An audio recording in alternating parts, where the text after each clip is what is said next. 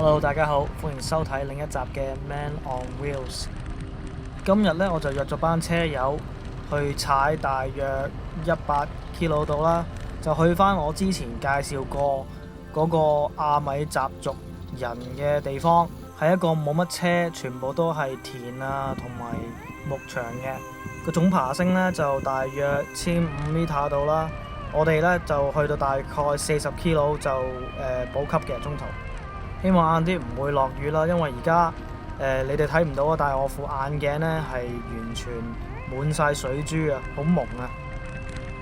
咁今日嘅題目呢，就會同大家分享下我自己個人嘅訓練模式嚟應付呢啲較為長途嘅單車活動。我自己本人呢，就係休閒式踩嘅，就從來都唔會話諗住去同人鬥快啊，或者參賽嘅。我只係一個普通中意踩單車嘅車友。有啲咩唔明呢，我都會上網揾下答案啦，或者問下自己身邊圈子裏邊嘅車友啦。咁以下呢，就係我自己個人嘅經驗啦，用喺我身上呢係 work 嘅。咁就當然啦，唔代表一定啱嘅，所以呢，就大家可以利用以下嘅例子嚟做一個參考。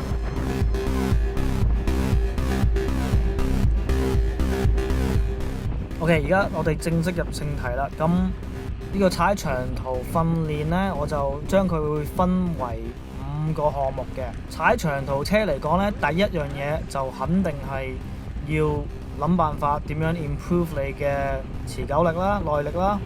咁個訓練方法呢，其實呢就冇乜特別嘅，最主要就係踩得越多越好。咁一得閒就踩，唔好理佢多定少，總言之呢就要踩，同埋係需要長時間嚟鍛鍊出嚟嘅。咁我記得我開頭踩嗰陣時呢，都係每次踩車都係大約踩8個 kilo 到嘅。咁後來呢，就開始越踩越多啦，跟住之後開始2倍、3倍，跟住直至到最尾就可以開始踩過百嘅。你可以試下用下一個時間表嚟幫自己 keep 住個人目標啦。咁以下呢，就有一個例子同大家分享下。就譬如啦，禮拜一至日咁樣，由禮拜一開始就係禮拜一就係唞嘅，禮拜二呢就踩1個鐘頭，禮拜三又踩1個鐘頭，禮拜四呢就踩多少少，踩2個鐘頭，禮拜五呢就唞一唞啦，而禮拜六呢就係較為長途嘅，踩3個鐘，跟住禮拜日呢就可以嚟一個回復慢騎 recovery ride 嘅，咁就維持大約2個鐘頭到啦。盡量出街踩咯，唔好喺室內咯。如果天氣或者時間就到嘅，咁如果有時真係出唔到去嘅，咁喺屋企踩都 OK 嘅。另一樣嘢要注意呢，就係其他身體嘅部位都需要訓練嘅，因為你踩單車唔係就係靠對腳，你手部啊、腰部啊，甚至乎頸部啊都需要力嘅。所以呢，我自己呢就會每個禮拜都會抽時間舉下啞鈴啊，做下 sit up 啊，同埋瑜伽嘅。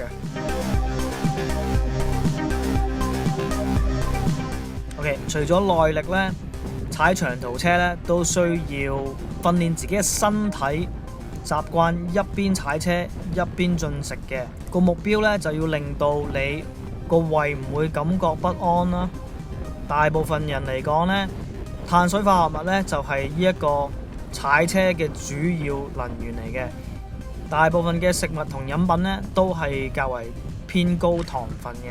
如果你唔習慣或者用錯份量呢，你個胃呢就肯定會唔舒服噶啦。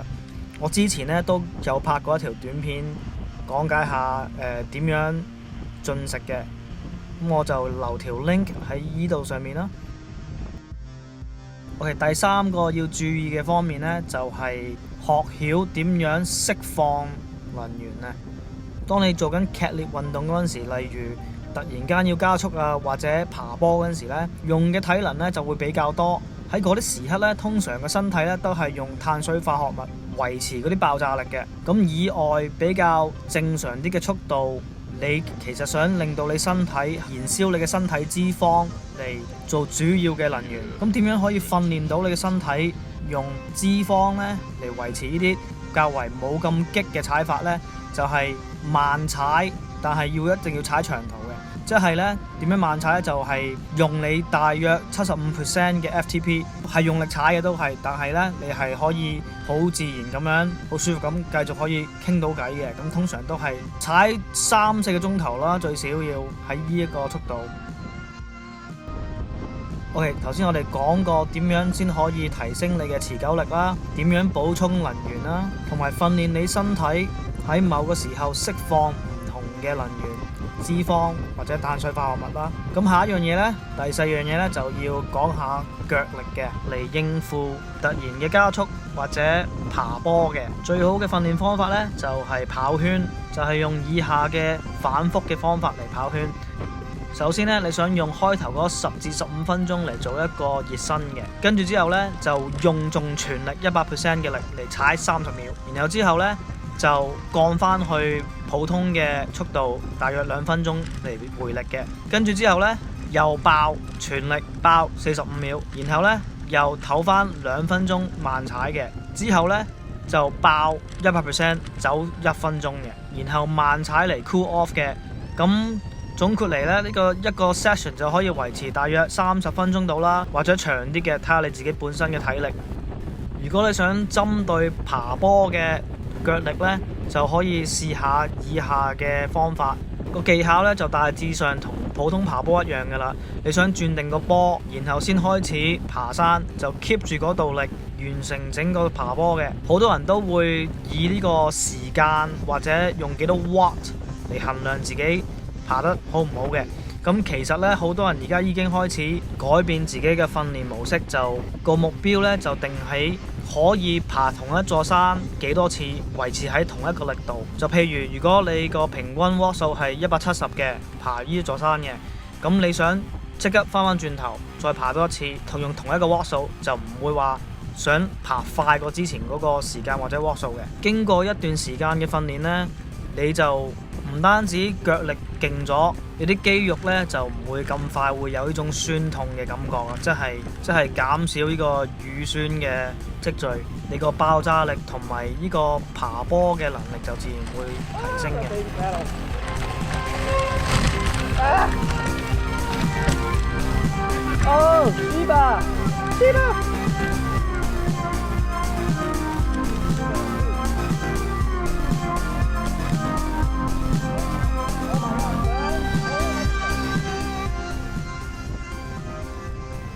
OK， 講咗咁多樣嘢啦，最尾呢，我哋就用呢一個策略啊，即係 strategy 啦，點樣先可以運用我哋頭先講咗咁多樣嘢嚟混成一體呢？第一樣嘢呢，就要研究下當日踩嘅路線，知道幾時要爬坡，幾時呢就比較適合進食嘅，同埋了解喺邊啲位置其他車手有機會拋離你，喺嗰啲情況下呢，你會想緊貼其他車手嘅後面，俾佢哋幫你擋風。OK， 咁將頭先講嘅嘢就舉個例子啦，就用呢個遊戲機嚟作為一個比例嘅。咁我就用我呢一個由細玩到大嘅街頭霸王嚟做一個比例嘅，同其他打交嘅遊戲機一樣啦。你永遠都會有一條嘅能源喺上面嘅，咁你呢一條能源呢，就可以當係我哋當日踩車嘅總能源。由你起步嗰一刻呢，呢個能源呢就會不停咁樣下降嘅。當你慢踩啊或者進食嗰陣時呢，就可以拖慢呢一條能源嘅消耗速度嘅。咁而畫面左下角呢一條能源呢，我哋就叫佢做儲氣啦。以前個用處呢，就係當你儲滿咗呢一條氣呢，你就可以用絕招嘅。我哋呢，就可以將呢一條儲氣嘅巴呢，代表我哋每次需要突然間發力，例如加速啊或者爬坡要釋放嘅能源啦。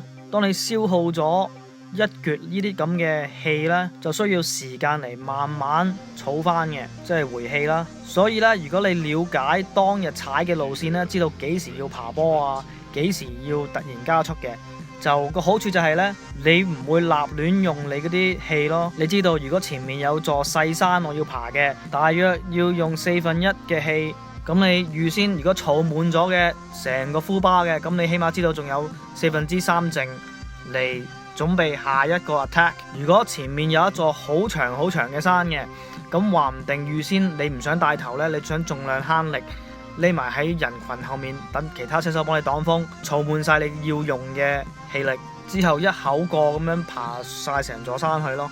咁啊，講翻頭先上面呢一條能源啦，其實你每次用氣嗰陣時咧，都會損耗少少呢條能源嘅，所以要掌握一路踩車一路補充能源嘅技巧啊，訓練你身體喺適當嘅時候燃燒你身體嘅脂肪嚟做能源啦。你自己本身嘅耐力同埋踩車前一日嘅飲食習慣都可以影響到你條能源嘅長度啦。個目標就係點樣先可以喺用晒呢一條能源之前完成當日要踩嘅路程呢？